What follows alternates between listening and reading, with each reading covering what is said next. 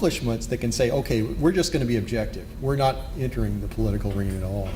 And so I think you see another swing back toward Alice Hamiltonianism in the 60s and 70s and the changes in occupational health there that we live with today.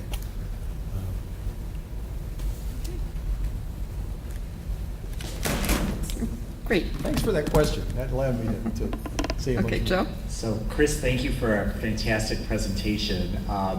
What was interesting to me, struck me, was your description of Alice Hamilton as a qualitative researcher, since that's the type of research that I like to engage in. And also, I was having a discussion with Linda yesterday about evidence and just the importance of evidence. So I think that that's an important element that I didn't really consider in her work.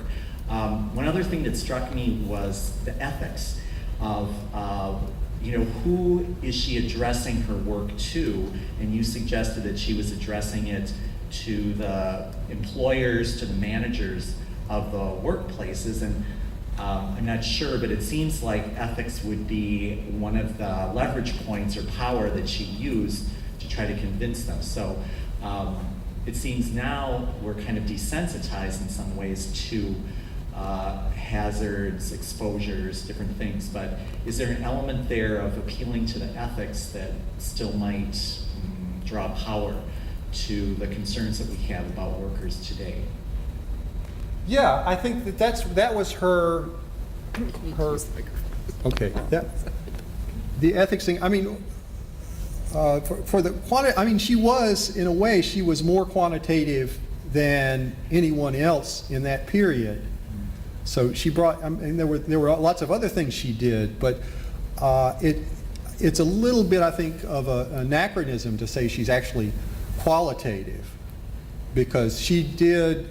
I mean, the numbers were important to her. How many cases of lead poisoning she could turn up in a given factory, and that it was, there was a number of those rather than zero, particularly. That was key. And the percentage, I mean, whether it was 13% or 22%, I mean, she did those numbers. But they were very, you're right, in the sense that they were very basic, and there was not the kind of statistical standards that we're so used to today that you have to run through anytime you publish a paper and that kind of thing.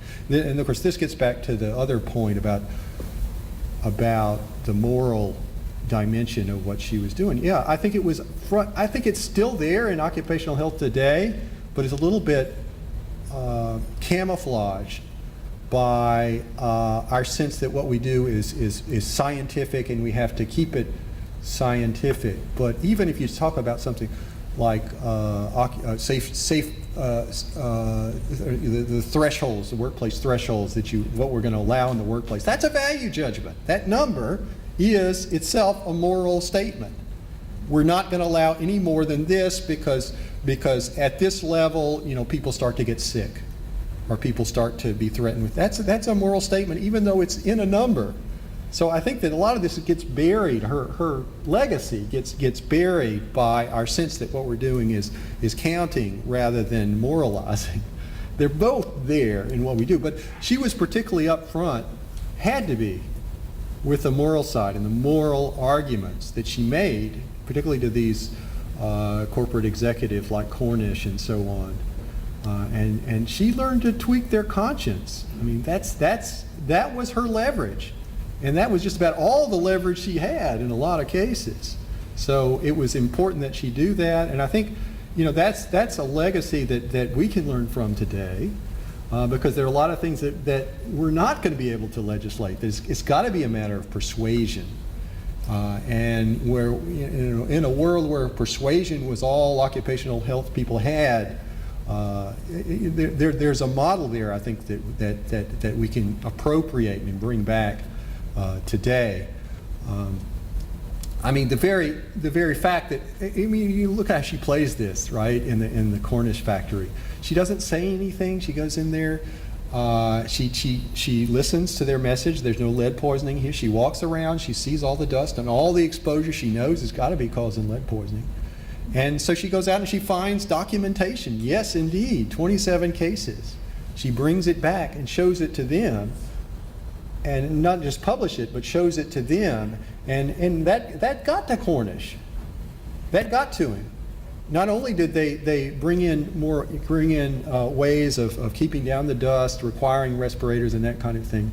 Cornish was the guy who funded the big lead study at Harvard in the 1920s that Alb and so on did, that really translated our understanding into more analytical chemistry terms and started this move toward more and it's not just a move toward more quantitation. There's that sounds awfully dry, but it's also a move to understanding the more subtle effects of lead, to understanding better what exactly it does to the human body. And so you find out it does all these things at even lower levels than people back then ever imagined. That's what this quantitation and experiment and so forth have allowed us to do. That is sort of the absolute good side of that legacy. So. Great, thank you. Thank you very much. So